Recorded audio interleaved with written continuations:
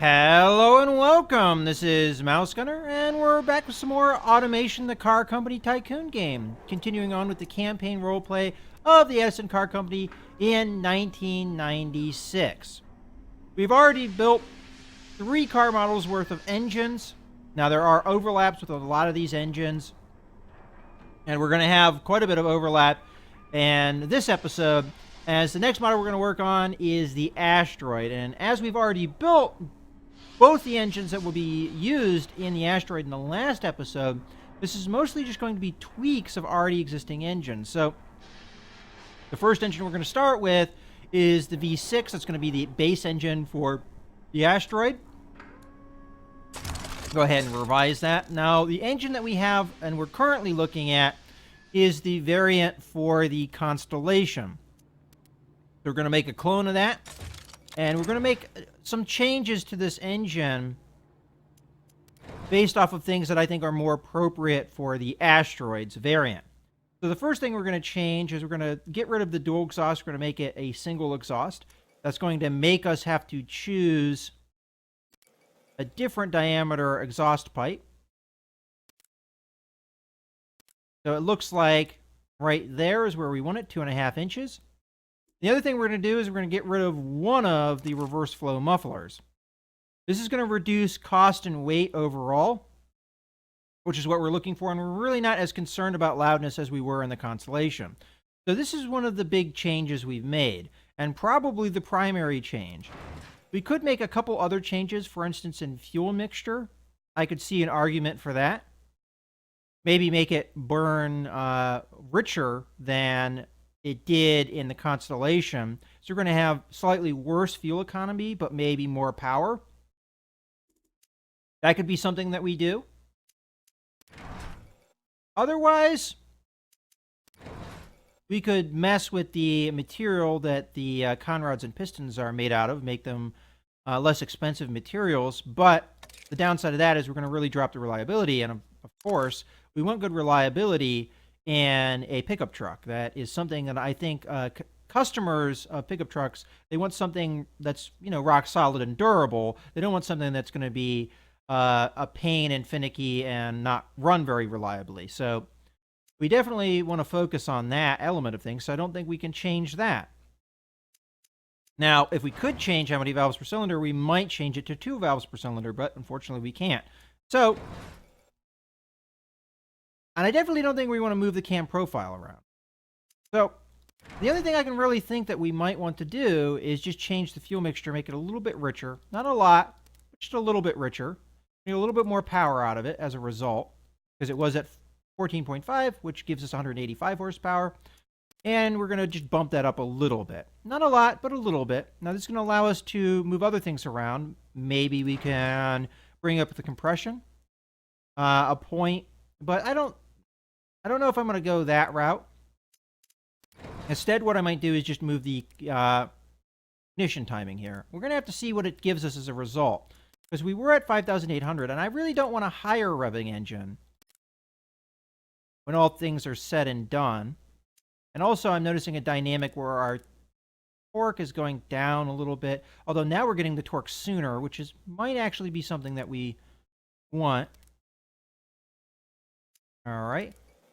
And there's the point of knocking. So by moving the ignition timing, we got more horsepower, but we really didn't gain more in foot-pounds of torque, which honestly is not what I was looking for. So if I bring that back down to, I think where it was, I think was at 45. I may be wrong there. It might have been 46. All right, we only gained 1 foot-pound of torque. Maybe we actually do want to mess with the cam profile. There's one thing that we can do by making it be a less aggressive cam profile. We're going to lose torque in the short term, but we're going to lose more horsepower in exchange for that.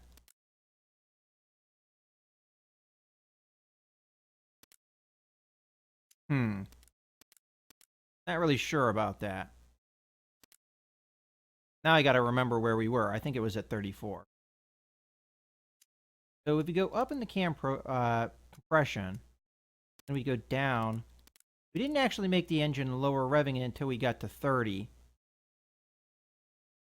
And then we're almost knocking. Bring down the compression here. I want to play with this. By messing with the cam profile, we might actually justifiably be able to change the RPM limit and get less expensive parts, which would be nice for the engine, I think. Which is kind of why I'm making these changes. So,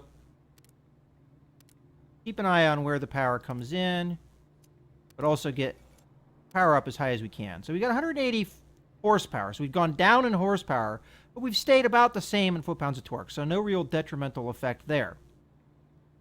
What we can do, of course, now I'm kind of thinking about it. If we did switch from forged to other types of pistons, we would lose the benefit of the fuel octane. We'd actually end up knocking after that. But I do want to see, just reliability-wise, what we can do with this. So where is our peak performance index?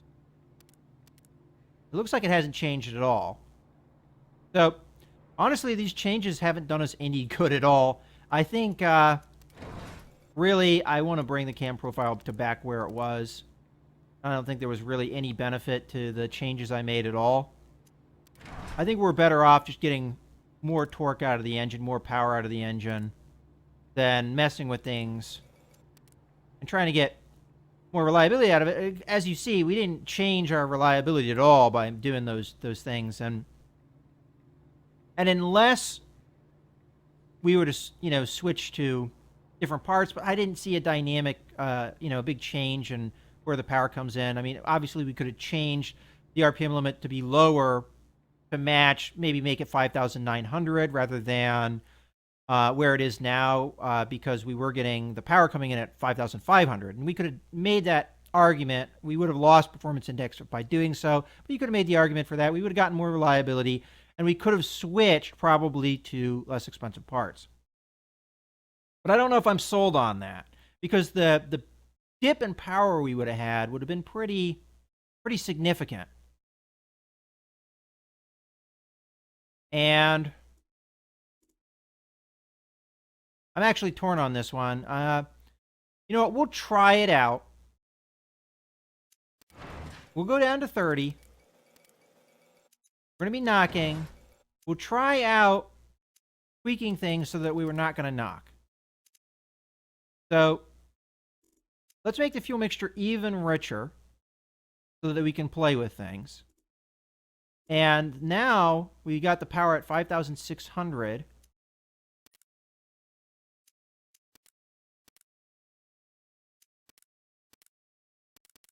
Just playing with it. There we go, 5,200. I like that. All right, let's figure out where our... All right, so we're not doing peak performance index here. But I think if we're at 5,900, we can switch parts. So let's try that. I'm going to switch to cast here. Now, our fuel octane went up a lot. Yeah, it's color change. Let's see at what point we can get away with it. So 5,800, 5,700. So in my opinion, technically we can get away with this.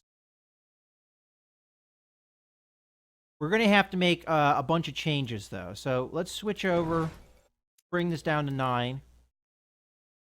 Not knocking anymore. Let's bring up... All right, that's going to be a point that we're knocking.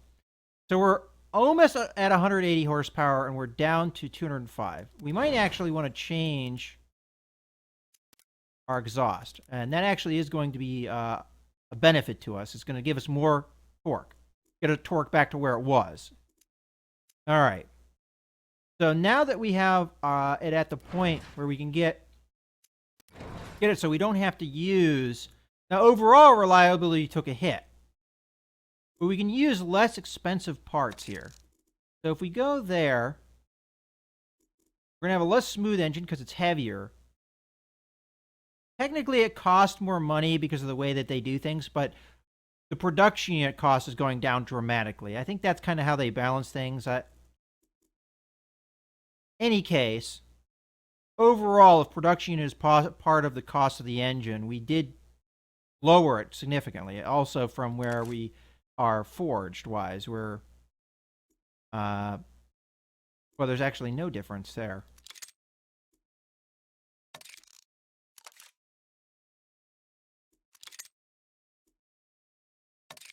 Huh. So these cast pistons actually are not only more expensive, they take the same production units to build. Interesting. But you get less emissions. So this is one possible thing that we can do. We're getting good torque. It's costing us, theoretically, less money to build these engines. Or we can go the other route and we're getting more power out of them.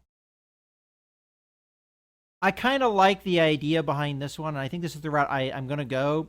But I think you could make the argument for either choice. Either going for the power and using the more expensive forged parts, or going the route we did and changing things so that we are using less expensive parts. We did take a hit in reliability, which is not something I really wanted to see. But I think overall, this is what we're looking for. So I'm going to call this variant the ANA as opposed to the CNA, and save that. Now we're going to make more or less the same kind of changes with the V8. So the V8 is the CB 5.0. We're going to be revising that. Now this is a V8, and we're going to need to make a clone. All right, so let's start off with the basic changes. We're going to, again, use a single exhaust, get rid of one of the reverse flow mufflers, and change this until we get good performance out of it. So 2 3/4 looks like where we want to be. Now let's see about making the same kind of changes we did in the other engine. So let's bring the fuel mixture up. And probably the compression down. There we go. Now we're going to also bring the cam profile down. Matter of fact, that might not be a good idea because it's already performing the way we want it to as far as where the RPM comes in. Can we get away with the parts change? Let's just see. So I'm going to do that, and I'm also going to switch here to cast. Now, I know at first it looks bad, but keep in mind that we probably bring this easily down to 5,900. Oh boy, you have to bring that down significantly.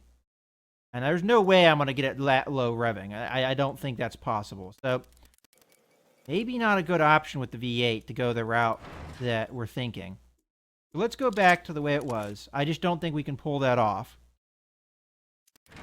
So there might be less difference between the V8s in the Constellation and the Asteroid than there is in the V6s. Because I just don't think we can pull that off.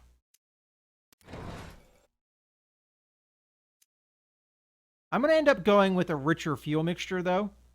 And then press the advantage from that. So let's go back up with the compression a little bit more. Push that on out. All right, so 9.4. And then we'll go up a little bit with compression. I mean, not compression, ignition timing. Until we reach the limits. All right, there's our limits. Okay, so not as big of a difference between the Asteroid V8 and the Constellation's V8. We made it burn richer, and as a result, we can get its compression ratio up and its ignition timing up, which is going to give us more power and more torque. And we also made the exhaust difference or change. Speaking of exhaust, there we go. Now, we can do this. We can narrow the exhaust purposely, and as a result, dip down in power, but gain in torque.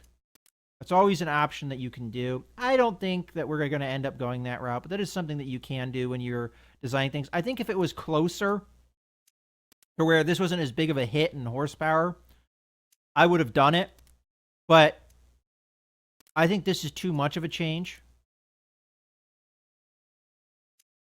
It does reduce weight, though, and cost. But I think we're happy with what we got. So, go ahead and name this. Again, the ANA variant. Let's take a look at what we have. So, I am very much torn about the V6 variant that we made for the Asteroid. Mostly because, obviously, we took a hit in performance in a lot of ways to bring down cost. As we can see here, we dropped it pretty significant in cost and production units. So it's a cheaper engine to build, but it's a less reliable engine. It produces less power, less torque. It's more responsive, which is nice, but it's less smooth, it's louder. I mean, that we knew was going to happen. It also weighs a lot less. Well, it weighs less, not a lot less.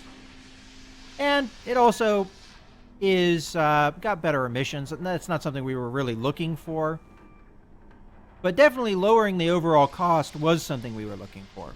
Now, if we jump down to the V8, that's something that we did achieve with the V8. We did lower cost and production units, and a lot of that is just the exhaust change that we did. But you can see it would have been a lot better.